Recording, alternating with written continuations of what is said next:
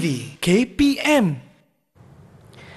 Kerusi ni dah siap, tapi kurang stabil, tak kukuh.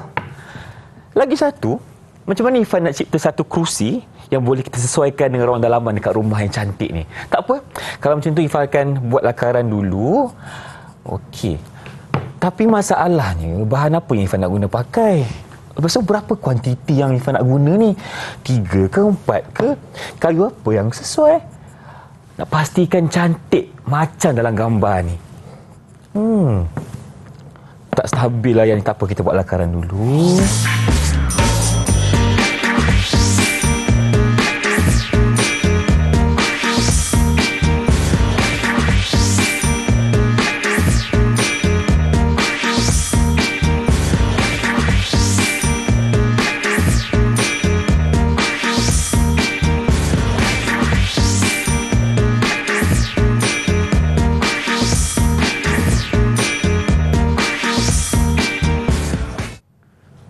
Hai, Assalamualaikum. Salam sejahtera kepada semua yang sedang menyaksikan slot menengah atas Didik TV KPM bersama saya, pengacara anda, Irfan Syamil. Kepada semua yang menonton, Irfan doakan agar semua dalam keadaan yang baik dan ceria selalu. Hari ini sebenarnya kita dalam kelas untuk belajar tentang pembuatan perabot dengan topik tingkatan 5, dan pastinya hari ini kita bukan seorang guru yang banyak pengalamannya. Kita persilakan Cikgu Nur Saliza Syahari dari SMK Wangsa Melawati, Kuala Lumpur. Assalamualaikum Cikgu, apa khabar? Waalaikumsalam warahmatullahi. Sihat Cikgu? Alhamdulillah. Alhamdulillah. Dan pastinya kita juga bersama dengan seorang jurubahasa isyarat. Ifan persilakan Cikgu Muhammad Bukhari Cik Hasan dari SK Pendidikan Khas Selangor, Shah Alam, Selangor. Hai Cikgu, apa khabar? Cantik. Terima kasih kerana bersama kami untuk episod hari ini. Cikgu, tadi Ifan dah cuba nak buat satu kerusi tapi tak pandai lah Cikgu. Berapa kuantiti pun tak tahu. Nak guna bahan apa pun tak pasti juga. Jadi hari ini kita nak belajar tentang penyediaan bahan. Jadi apa kata Cikgu, kita mulakan kelas kita. Silakan. Baiklah. Okey, Irfan dah lakar apa benda yang Irfan nak buat? Dah Cikgu, dah siap lakaran ni. Tapi itulah tak pasti nak guna bahan apa Cikgu. Bagus. Kalau begitu, Cikgu akan ajar pilih bahan. Sediakan bahan berdasarkan lakaran Irfan. Okey? Mari kita mulakan. Okey, mari kita mulakan. Okey. Okey, jom Irfan. Alright? Okey, bersama dengan saya lah. Irfan kenal, semua orang kenal Cikgu yang mengajar perabot. Okey. Kita kena tahu tujuan dulu. Mula-mula kita mesti pastikan bahan yang kita nak sediakan tu mesti cukup untuk lakaran Irfan tu. Okey, produk tu mestilah spesifik. Okey, produk tu untuk spesifiknya untuk apa? Untuk duduk ke, untuk meja makan ke, produk tu untuk digunakan untuk ruang apa? Baik. Okey, ruang persendirian ke, ruang keluarga ke, kena spesifik. Alright. Dan seterusnya mestilah menjimatkan kos. Okay, kita tidaklah mau terlalu mahal dan terlalu murah. Okay, nak sedang-sedang saja. Okey. Dan dia selamat digunakan. Kenapa penting selamat Cikgu? Kalau tak selamat duduk-duduk tiba-tiba jatuh macam mana? Betul. Lepas tu kadang-kadang dia boleh sesetengah bahan dia boleh memberikan tindak balas kimia. Okey, kadang-kadang dia boleh keluarkan wap ke apa, itu tidak selamatlah. Baik. Kena pastikan barang kita gunakan tu selamat. Okey, ya betul. Kalau tak selamat kita tak nak. Betul Cikgu. Okey. Seterusnya kita kena kenal pasti bahan mengikut keperluan. Okey, keperluan bahan kita akan kenal pasti melalui lukisan produk. Ni yang paling penting, lukisan produk. Okey. Seterusnya, bila daripada lukisan produk, barulah kita akan asingkan mengikut komponen. Sebab setiap komponen, kalau kita tengok komponen kaki, takkan kita nak pakai MDF, komponen tempat duduk, kita kena pakai kayu padu supaya dia lebih kuat. Setelah itu barulah kita kenal pasti bahagian-bahagian yang sesuai untuk membina bahagian perabot itu. Okey, ada beza ya, bahan dan alatan. Apa bezanya Cikgu? Silakan. Bahan benda yang kita nak kerjakan untuk menjadikan produk macam ni. Okey, itu bahan. Itu bahan. Baik. Dan alatan benda yang kita membantu kita untuk mengerjakan bahan. Oh, contohnya cikgu? Contohnya gergaji. Betul juga. Skru pemutar skru. Okey, itu adalah alatan. Okey, biasanya murid-murid selalu tersilap ketika menjawab soalan. Alatan dengan bahan dia bagi semua. Dia senaraikan semua. Alat, bahan-bahan. Dua benda yang berbeza. Baik. Okey? Okey, faham cikgu. Maksudnya, kalau alatan ni yang membantu kita untuk mengerjakan bahan-bahan tadi, dan bahan itu merupakan contohnya kayu-kayu MDF ke kayu tulen dan sebagainya. Itu perbezaan antara alatan dan juga bahan. Terima kasih cikgu atas segmen ini. Jadi kita akan berhenti berehat seketika. Kembali selepas dalam Didik TV KPM. Jangan ke mana-mana.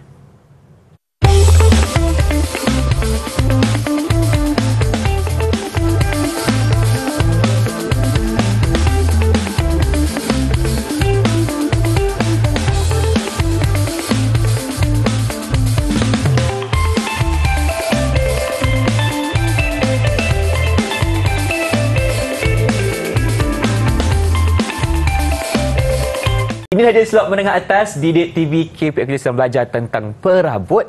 Cikgu, betul ke segmen kali ini cikgu nak ajar saya tentang pemilihan bahan? Ya, betul. Sebab bila kita nak pilih bahan, benda yang paling penting ialah lukisan produk. Okey? Baik. Alright, tapi kita kalau nak pilih bahan, kalau boleh kita pilihlah bahan secara lestari. Maksud lestari itu macam mana cikgu? Lestari itu kekal. Maksudnya sekarang ni semua kerajaan pun mengesyorkan kita menjaga kelestarian alam. Okey, kalau ikut Kamus Dewan, lestari ni maksud dia kekal, tetap ataupun keadaan yang sekarang yang tidak berubah. Okey, sebabnya kita kenalah preserve untuk anak-anak cucu kita. Betul, menjaga alam sekitar menjaga untuk alam masa sekitar. akan datang. Walaupun benda tu kalau kita dah guna, kita dah rosakkan orang lain, macam mana? Betul cikgu. So kalau kita nak pilih bahan secara lestari ni, yang paling penting ialah kita tidak mahu mengelakkan berlakunya pembaziran. Yang kedua, kita nak bahan sumber alam semula jadi kita yang ada sekarang ni, pokok-pokok yang ada sekarang ni tak habis. Tak habis, okey. Dan dia menjaga ekosistem. Lepas tu recycle kita punya tu kan. Sekarang banyak orang membuat promosi 3R kan. Betul. Reduce, recycle kan. Alright, kita juga perlu mengurangkan kos bahan. Kita dapat mengurangkan kos bahan kita. Okey, contohnya kat depan kita tu kita ada kayu padu. Kayu padu. Yang mana satu cikgu kayu padu? Kayu padu yang kat depan tu, yang mula-mula. Okey, ini contoh kayu padu. Itu daripada bahan sumber hutan asli. Kayu meranti, kita tebang daripada hutan. Okey. Yang kedua, kita ada kayu pine daripada sumber peladangan. Okey, ini kayu pine cikgu. Yang dia tanam secara dia buat ladang. Okey, buat ladang. Dan khususnya untuk keluarkan kayu seperti ini. Kat Malaysia kita ada kayu getah. Kayu getah. Daripada ladang getah kita proses jadi kayu. Baik. Okey, seterusnya kita ada kayu yang telah proses iaitu menjadi particle board. Okey, particle board. Yang ini cikgu ya? Ya, particle board. Dan berat cikgu yang ni. Kita laminate, kita campur dengan gum ataupun glue, kita blend. Okey, seterusnya kita laminate lah warna apa kita nak, ikut suka kita lah. Customer nak color kuning ke, hijau ke, merah ke, ikut kehendak pelanggan. Ikut pelanggan. Dan seterusnya MDF. Ni MDF dia lebih halus daripada kayu partikel. Di mana dia lebih berat dan padu, tetapi kekurangannya dia bila kuat menyerap air. Kalau air, memang dia cepat rosak. Cikgu, selalunya MDF ni kita selalu untuk buat apa cikgu? Biasanya digunakan untuk buat kitchen cabinet. Kabinet dapur. Dan perabot-perabot moden. Sebab dia lebih murah berbanding dengan kayu padu. Betul lah tu. Sebab kayu padu tadi berasaskan kayu asli dari hutan kan. Dan seterusnya kita ada papan lapis. Ataupun dengan izin plywood cikgu ya. Papan lapis ni dia kita lapis-lapiskan kepingan kayu dan jadikan dia papan lapis. Dan di setengah-setengah tempat dia tak ada. Setengah tempat ada. Dan dia samalah fungsi dia untuk buat perabot juga. Dan dia dikeluarkan, bahan-bahan ini dikeluarkan secara 4 kaki kali 8 kaki. 4 kaki kali 8 kaki. Dia besar. So kita boleh fikirkan macam-macam nak guna. Sebab itulah untuk kabinet sesuai untuk kita guna papan lapis, MDF, particle board. Tapi dari segi ketahanan macam mana cikgu? Dia ikut tebal. Tebal, okey.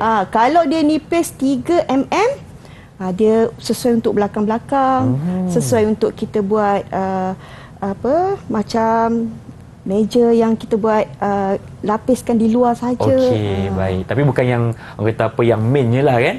Sebab bukan terlalu kerangka nipis. dia. Bukan kerangkanya. Okey, baik cikgu. Okey. So, kita kena pilihlah secara tepat. Bahan-bahan ni kita kena pilih secara tepat. Kalau tak tepat, dia akan roboh. Betul. Dia tak stabil.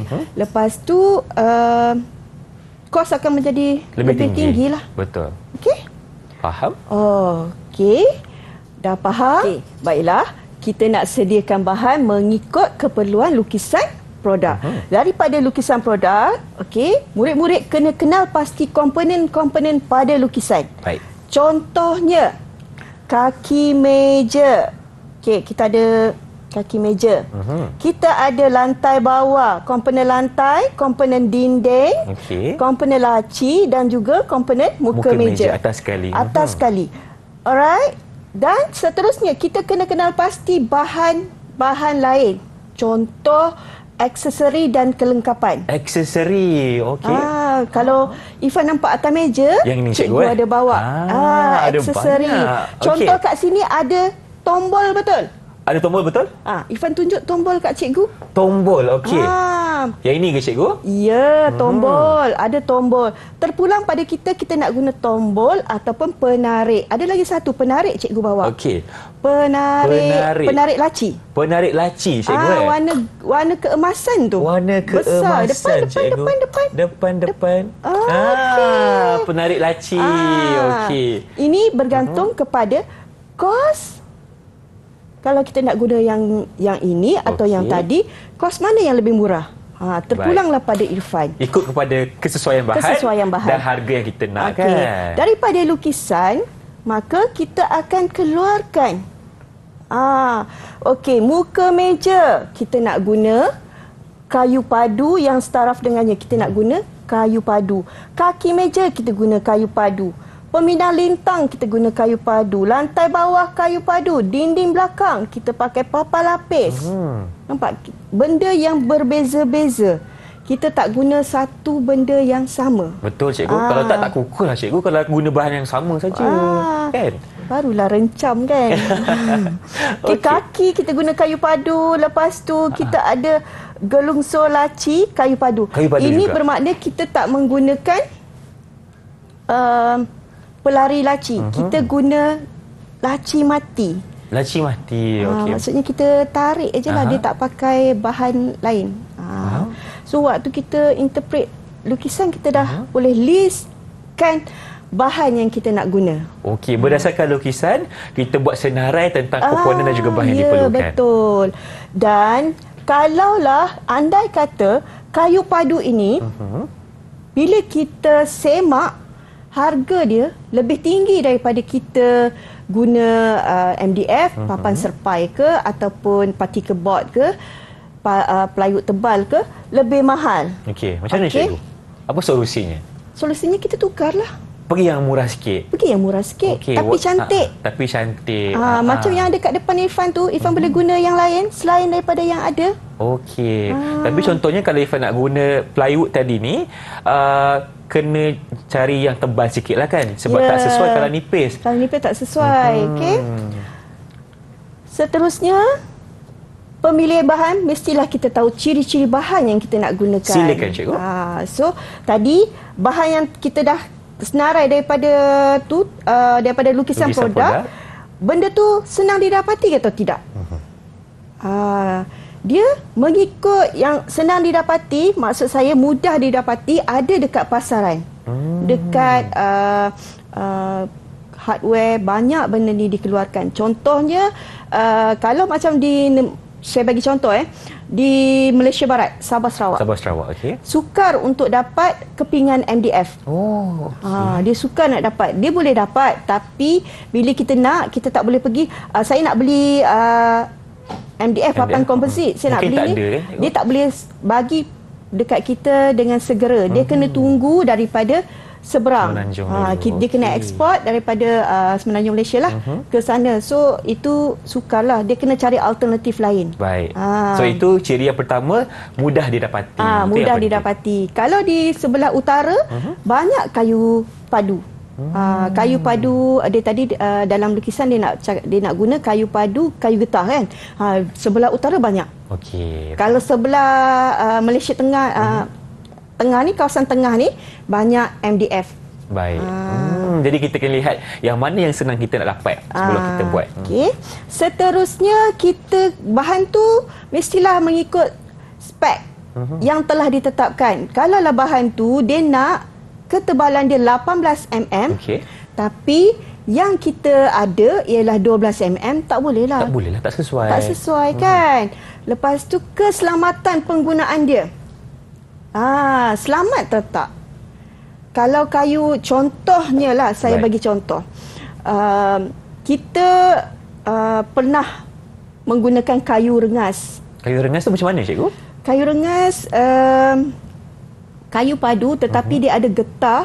Dan sesetengah orang yang ada kesan alergik, dia tidak boleh dengan kayu tersebut, dia akan gatal. Akan gatal.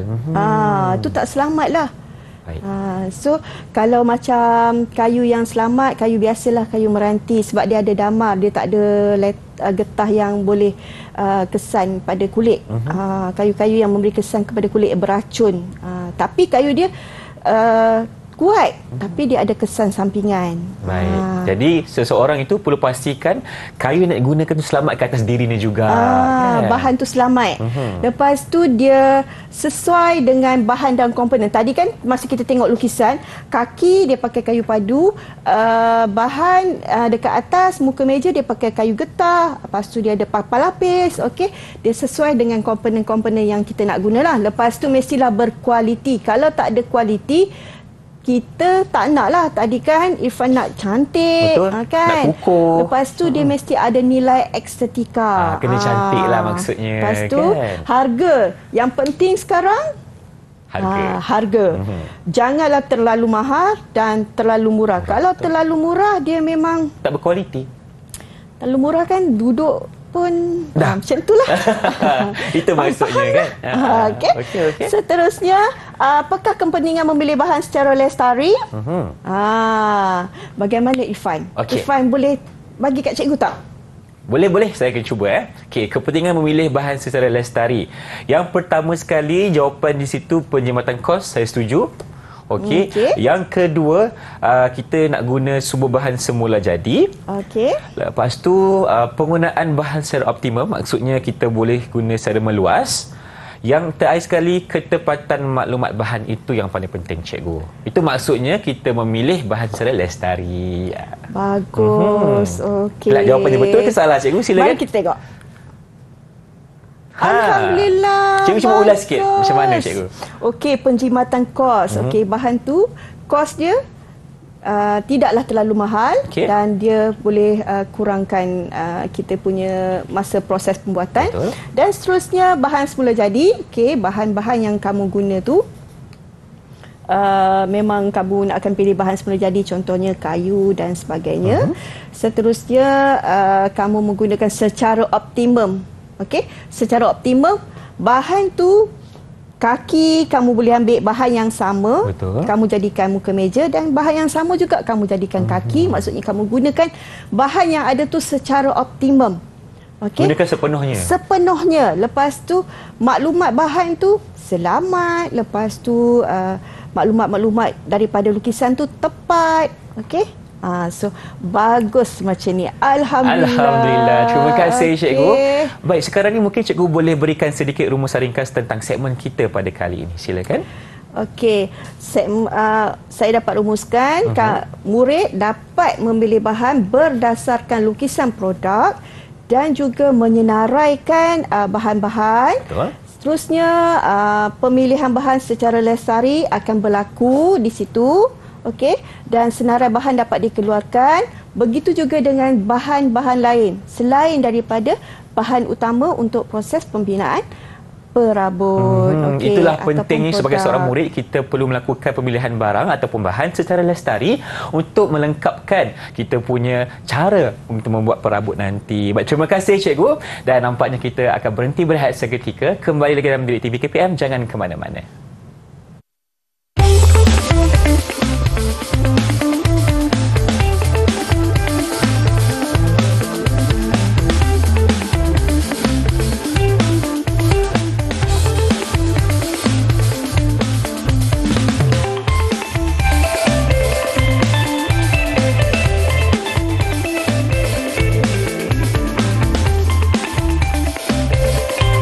Bersama kami dalam slot menengah atas Didik TV KPM bersama dengan Cikgu Saliza di sini sedang belajar cara untuk membuat perabot. Tapi kali ini Cikgu nak ajar kita tentang kuantiti bahan pula yang diperlukan untuk sesebuah produk yang ingin kita siapkan. Jadi Cikgu, jom kita mulakan. Berapa nak guna ni Cikgu? Macam mana? Okey. Sekarang bila kita nak buat perabot, yang paling penting inilah kita punya lukisan kerja. Betul. Okey, lukisan kerja, kita akan dapat lukisan kerja daripada lukisan isometri. Isometri yang ujung sana lukisan isometri, dan ini adalah lukisan ortografik. Okey. Murid-murid dah belajar dalam bab 4 yang ni. Okey. So saya harap kamu boleh aplikasikan dalam bab ini. InsyaAllah Cikgu. Ifan kan cuba. Kita dah belajar hari tu kan. So, lukisan isometri, dia dah bagi kat kita butiran. Okey, butiran muka meja, laci meja, dinding. Daripada sini kita dah tahu dah berapa kuantiti dia secara kasar. Seterusnya, kita pergi kepada lukisan kerja. Dalam lukisan kerja, dalam lukisan ortografik yang telah didimensikan, okay, dengan dia mesti ada ukuran lebar. Okey, dia ada tinggi, sini tinggi, sini ada lebar dan juga kedalaman. Kedalaman, okey. Okey, dia ada ni lebar dia, ni dalam dia. Nampak tak ni? Ni ada lebar, dalam dan juga tinggi Cikgu ya. Dalam, sini tinggi. Begitu tinggi. Okey. Itu yang kita perlukan. Daripada sini barulah kita dapat menginterpretasikan ataupun kita menilai berapa saiz dia, berapa kuantiti. Okey, berdasarkan lukisan ni cikgu tengok kita dah dapat kuantiti. Okey, mari kita tengok pada pandangan sisi. Kamu kena tengok ketiga-tiga pandangan ni serentak, baru kamu boleh menilai berapa kuantiti. Oh, kena tengok serentak Cikgu serentak pelan, hadapan lah. dan juga sisi. Tengok sekaligus. Tengok sekaligus. Lepas tu tengok sini, tengok sini. Tengok sini, tengok sini. Wah, mata kena ke sana ke sini Cikgu Kita pakai kedua-dua belah otak, kiri dan kanan. Okey. Dan barulah kita dapat. Kita kena buat pengesahan lah. Okey, contohnya muka meja. Tadi satu je kan? Betul. Daripada lukisan satu je ada. Kaki meja kita ada berapa? Ada 4 Cikgu. Kalau meja, kaki meja buat 3 jadi apa? Kalau 3 tak jadi meja Cikgu. Okey. Seterusnya pemidang lintang kaki. Pemidang lintang kaki. Pemidang lintang kaki yang dekat depan ni. Depan ni kalau meja. Ni depan ni. Oh, okey. Dia lintang. Ni.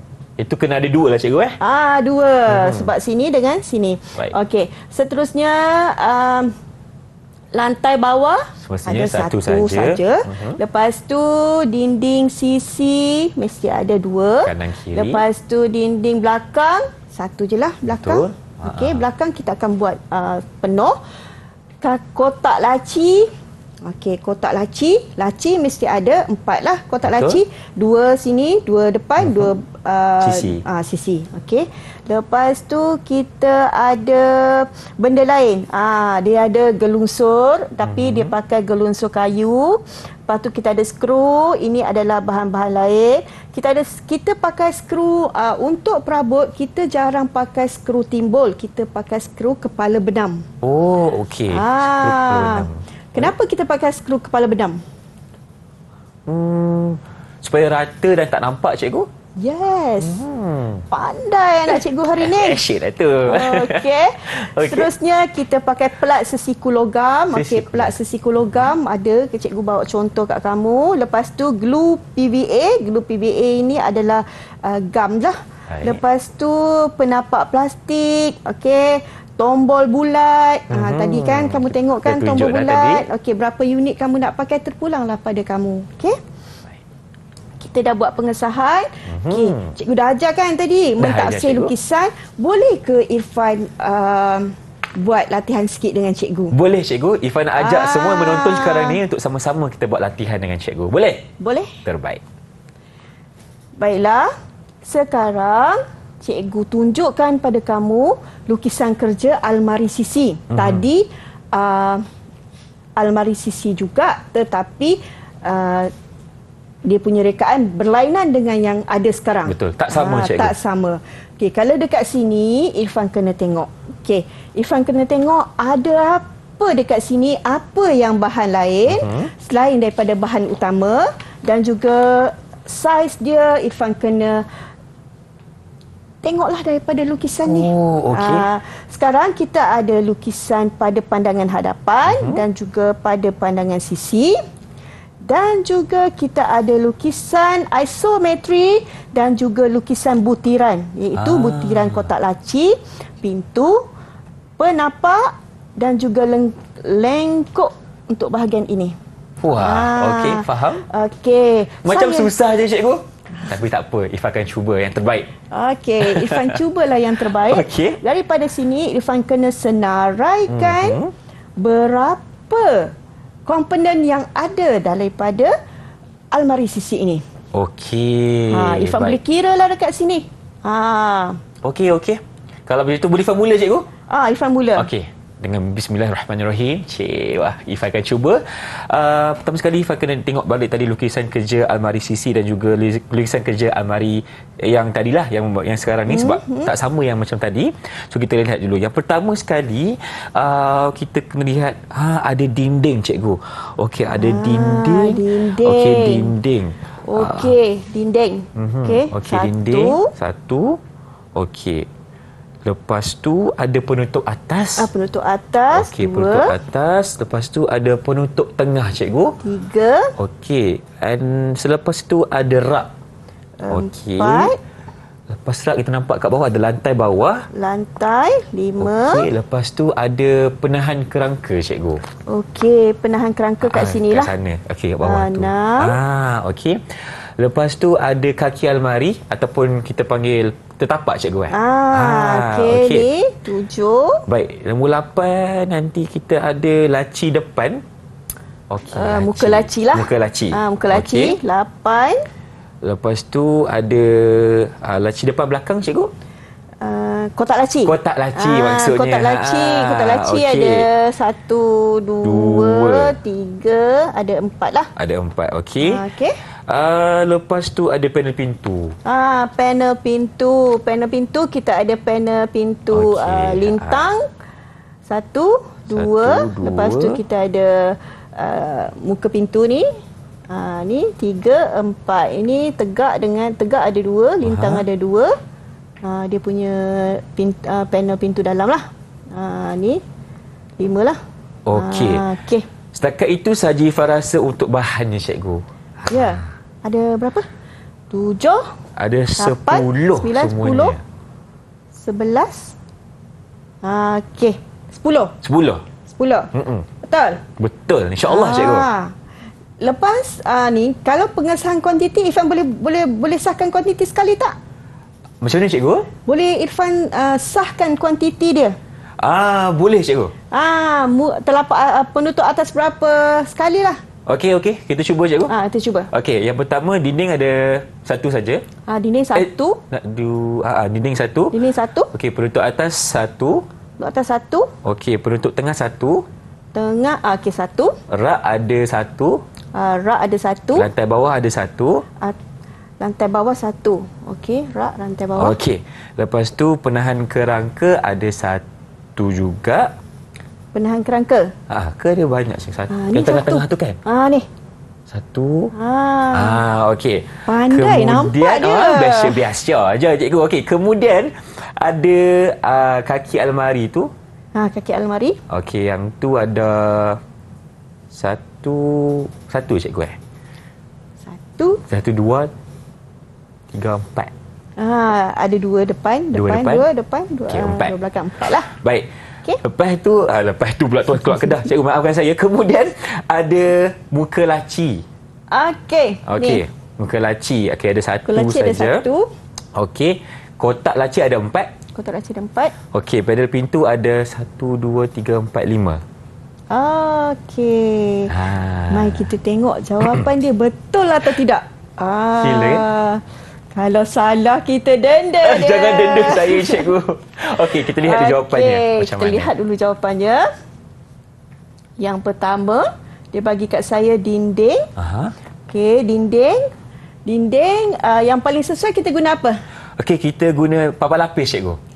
Dinding mesti kita guna papan lapis. Yang nipis dia senipis 4 mm saja. 5 mm, okey. 4 mm. Mungkin 4 mm. Lepas tu satu lah tadi. Betul lah Irfan cakap satu kan. Lepas tu penutup atas kita guna MDF, papan komposit. Okey, satu tadi betul, ni betul Irfan bagi. Okey. Seterusnya penutup tengah. Irfan bagi satu juga. Irfan nak guna apa? Papan komposit. MDF juga. Okey. Seterusnya rak. Nak pakai MDF juga. Kita bagi satu. Okey, satu tadi dia bagi. Okey. Lantai bawah pun satu. Masih MDF cikgu Masih MDF. Kita nak gunakan secara menyeluruh ataupun optimum. Saya nak tanya Irfan. Ya, saya. Macam mana Irfan nak bagi? Irfan boleh bagi kat saya saiz tak? Yang lain semua saya dah tentukan saiz kat sini. Okey. Daripada lukisan tadi. Baik. Kalau kita nak kira saiz cikgu, kita ada formula dia. Yang pertama, kita kena darab 3 perkara. Yang pertama, tinggi, lebar dan juga dia punya kedalaman ni cikgu. Yap. Okey.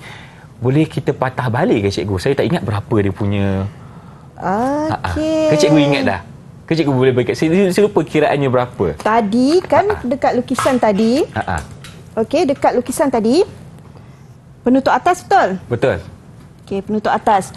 Dia bagi dekat kita tadi 400 betul tak? 400 penutup atas cikgu 400. 50 rasanya. 450 betul tak? Okey. 450 sebab lukisan dia lebih macam ni kan? Betul. Okey, lukisan dia lebih macam ni. 450. Betul kan? Betul. Lepas tu dia punya lebar. Lebar dia. Tak silap saya 200 cikgu. Okey, ini lebar dia. Okey. Okey, cikgu nak lukis sekarang ni. Alright. Lukisan produk tadi tu. Okey, cikgu tengah melukis nak dapatkan bentuknya macam mana almari tadi. Okey. Okey, saya kena buat isometri lah. So, ni. Okey. So, ni masa dia bagi kat kita tadi, penapak bawah 400 betul tak? Betul. 400. Yang dekat atas dia bagi 450. So, dekat sini 450 lah. Kita punya panjang. Panjang, betul. Okey, tebal dia bagi kat kita tadi adalah 18. So, dan juga dia bagi kat kita kedalaman dia berapa tadi? 200. So, jadi 18 darab 450. Okey. Darab dengan 200. Yes. Betul ke cikgu? Okey. Mari kita tengok. 18 darab 450 darab 200. Tepat sekali. Yeay. Berjaya. Seterusnya, bahan-bahan yang lain Irfan bagi kat saya. Penahan kerangka. Lepas tu penapak kaki. Yang ini cikgu, kenapa lebih sesuai kita gunakan kayu meranti cikgu? Sebab dia lebih kuat. Lebih kukuh kan? Lebih kukuh. Kalau kita guna MDF, dia kurang sikit sebab dia mudah untuk pecah. Baik. Okey. Seterusnya, kita ada bahan senarai aksesori yang lain. Tadi kamu bagi kat saya penahan rak kan, 4 kan. Lepas tu kita ada pelari laci. 2 set. 2 set. Okey, kalau bagi 1 set, saya ingatlah laci tu. Betul. Tak stabil nanti. Tak stabil. Sebelah ada, sebelah tak ada. Okey. Macam pakai anting-anting. Sebelah pakai, sebelah tak berat pakai sebelah kan. Berat sebelah. Okey, kita ada skru Philip mata benang. Kita ada ansi conceal dan juga penarik laci. Okey. Kita ada 2 benda lah. Baik, selesai cikgu. Selesai. Senarai bahan dan juga senarai aksesori ataupun kelengkapan. Cikgu nak tanya, sebagai murid saya pula, sebagai murid cikgu hari ini, berapa ganjaran yang cikgu nak bagi kepada saya? Berdasarkan prestasi tadi. Okey, saya rasa awak dah cemerlang lah. Alhamdulillah. Sebab awak boleh pilih bahan, awak boleh buat pengesahan dan awak boleh membaca lukisan produk. Maksudnya awak dah sinambungkan maksudnya daripada bab yang nombor bab 4 terus masuk yang bab kelima, maksudnya awak dah guna 2 bab. Awak sambung bab 2. Baik. Bab 2 bahan dan alatan masa kita belajar di tingkatan 4. Betul. Lepas tu masa tingkatan 4 awak belajar lukisan produk. So tingkatan 5 awak aplikasikan dalam bab pemilihan bahan. So awak dah cemerlang lah pada saya. Baik, terima kasih cikgu. Alhamdulillah, pastinya murid di rumah juga cemerlang hari ini sebab berjaya menjawab soalan dengan baik. Terima kasih cikgu. Jadi kita nak berhenti berehat dulu, kembali lagi dalam Didik TV KPM selepas ini untuk slot menengah atas.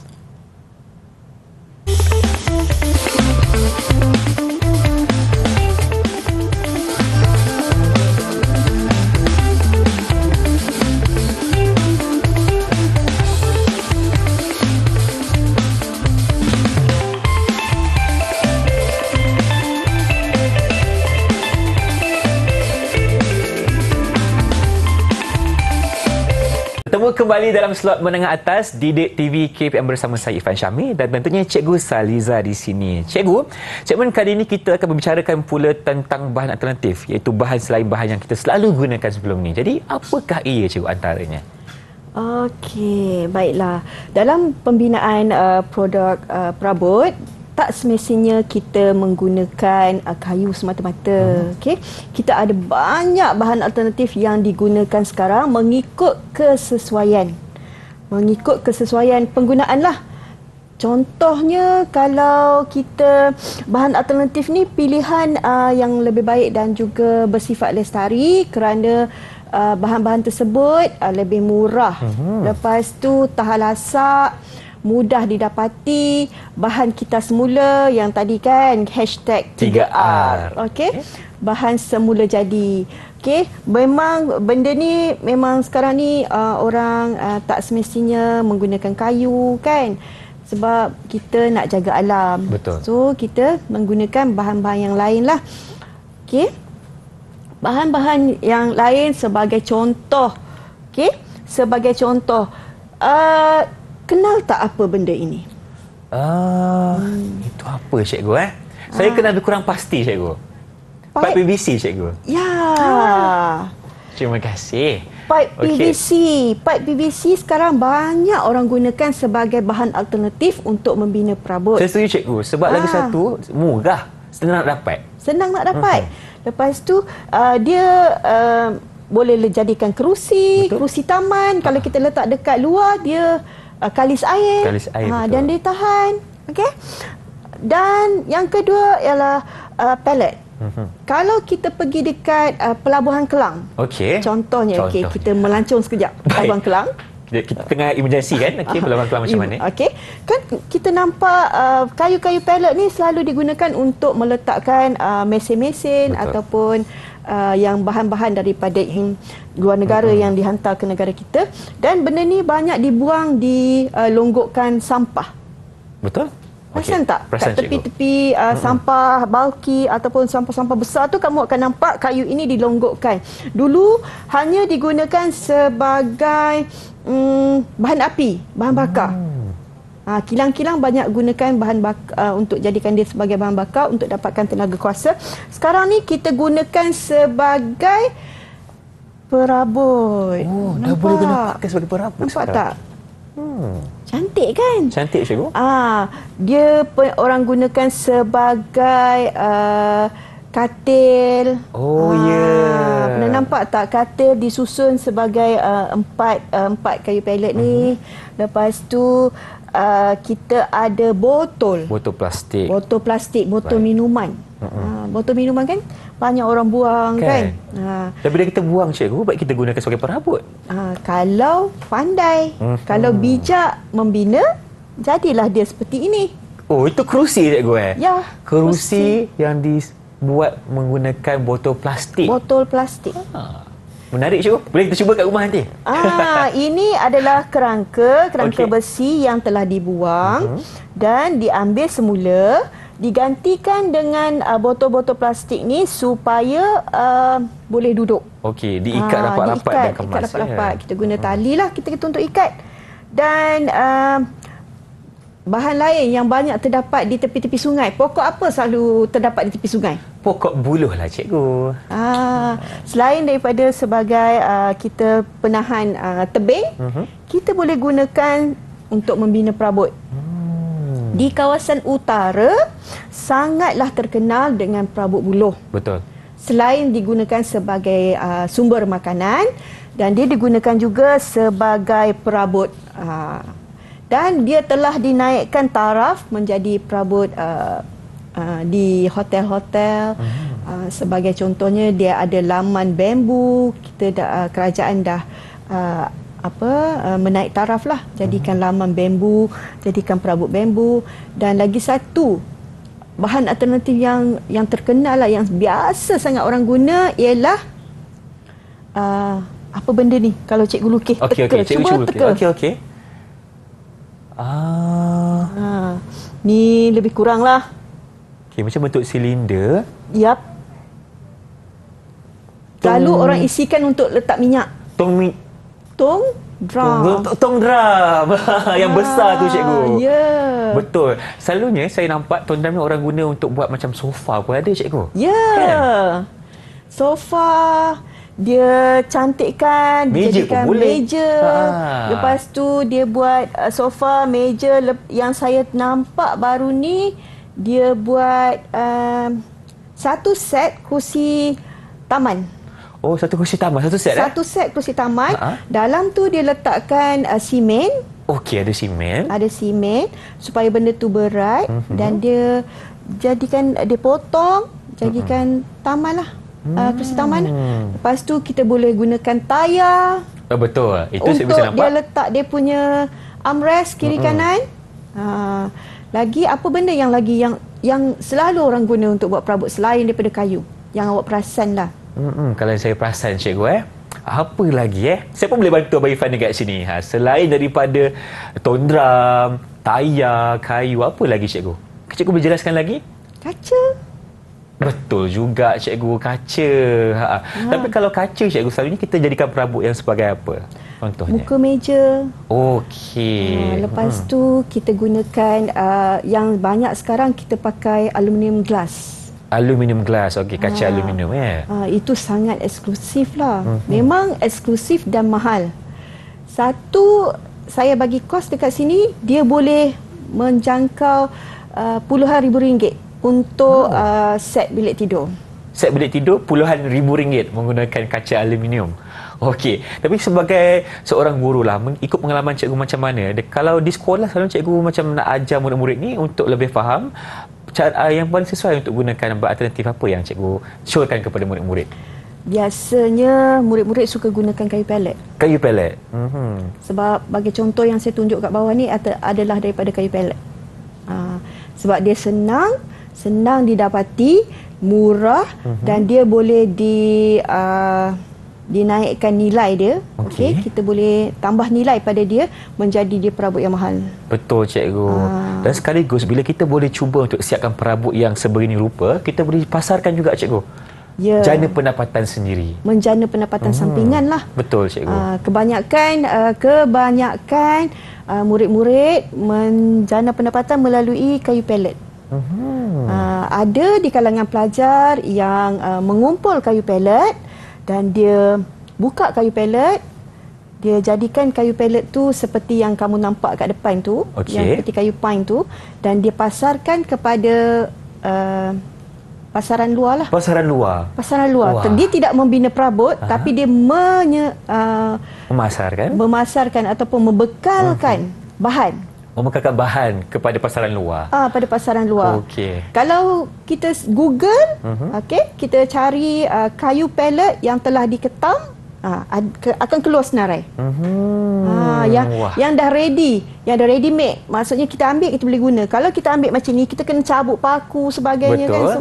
Kita ambil yang dah siap saja, terus kita boleh pasangkan jadikan perabot. Itu sumber pendapatan sampingan lah. Betul. Untuk yang yang tinggal di kawasan Lembah Kelang. Betul. Yang berhampiran dengan kilang-kilang lah. Baik, Cikgu. Okey, terima kasih. Alhamdulillah selesai sudah perkongsian Cikgu tentang pembuatan perabot pada hari ini. Dan sebagai pengakhirannya, boleh Cikgu berikan sedikit rumusan?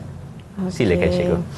Hari ini Cikgu dah ajar kamu memilih bahan. Okey, kamu dah boleh menggabung jalinkan daripada bab-bab yang sebelum ini yang kamu belajar, dan kamu aplikasikan dalam bab ini dengan memilih bahan yang betul berdasarkan lukisan produk, di mana alhamdulillah kalau begini insya-Allah kita dapat menghasilkan satu produk yang cantik dan kukuh. Lepas tu dia kos dia, yang paling penting kos dia menjimatkan. Terima kasih, Cikgu. Cemerlanglah hari ini kamu semua. Wah, cemerlang. Okey, Cikgu. Sebagai murid Cikgu, lagi sekali saya nak tanya, prestasi keseluruhan saya bagaimana, Cikgu? Terbaik. Okey, terima kasih. Satu jawapan saja tapi memberikan 1001 makna. Terima kasih, Cikgu. Dan bagaimana rakan-rakan saya yang berada di rumah nak dapatkan latihan pengukuhan, Cikgu? Kat mana? Cuba semak, layarilah Portal Delima. Dalam Portal Delima ada nota, ada latihan dan juga latihan yang menyeronokkan, di mana kamu boleh jawab dan kamu akan terus mendapat jawapan. Baik, terima kasih Cikgu Saliza kerana bersama Ifan hari ini dalam slot menengah atas berkongsi kepada kita tentang penyediaan bahan, dan terima kasih juga kepada Cikgu Bukhari selaku jurubahasa isyarat kita untuk episod hari ini. InsyaAllah ada kita jumpa lagi. Dengan itu, Assalamualaikum dan salam sejahtera. Bye-bye.